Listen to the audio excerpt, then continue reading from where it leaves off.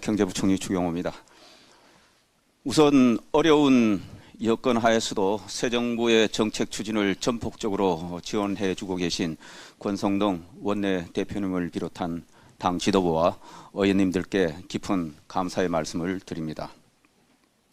새 정부가 출범한 지 한 달여가 지났습니다.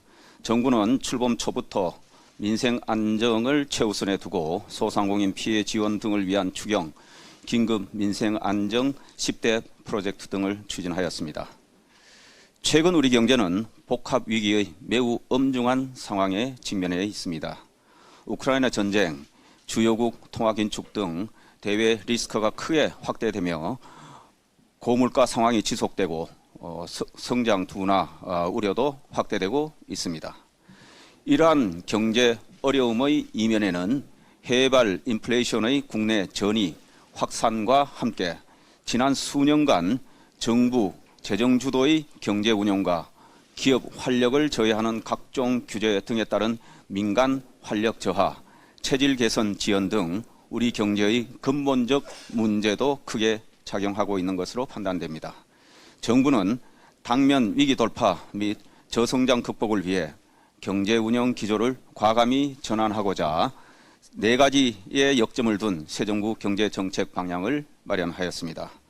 첫째, 경제 운영 중심 축을 정부에서 민간, 기업, 시장으로 전환하고, 둘째, 공공, 노동, 교육, 금융, 서비스 등 5대 부문 구조 개혁을 추진하며, 셋째, 과학기술, 산업혁신, 인구 위기 대응 등 미래 구조 전환에 대비하는 동시에, 넷째, 취약계층에 대한 사회 안전망 강화, 생산적 맞춤 복지 제공에도 힘쓰겠습니다. 아울러 당면 현안인 민생경제 안정과 리스크 관리에도 만전을 기해 나가겠습니다. 다만 현재의 위기 상황을 돌파하기 위해서는 정부의 정책 노력만으로 한계가 있습니다. 앞서 말씀드렸듯이 최근 어려움은 해발 요인과 누적된 근본적 문제가 중첩되어 나타나 1, 2개월 내에 쉽게 호전될 상황이 아니며 상당 기간 고물가 속에 경기 둔화 양상이 지속될 전망입니다. 특히 그동안 급격히 늘어난 국가 채무, 가계부채 등으로 정부의 위기 대응 여력마저 크게 소진된 상황입니다.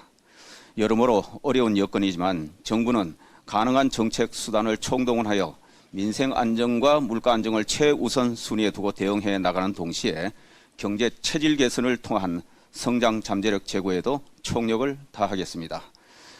당면한 복합 경제 위기 상황을 이겨내고 물가 안정과 경제 활력 회복, 생산성 향상을 통한 성장 잠재력 확충 등을 이뤄내기 위한 경제 전쟁의 대장정이 시작되었습니다.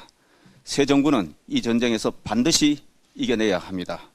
정부가 앞장서서 최선을 다하겠습니다. 당과 국회도 현 경제 위기 상황을 이겨나가는데 함께 힘을 모아주실 것을 당부드립니다. 이상입니다.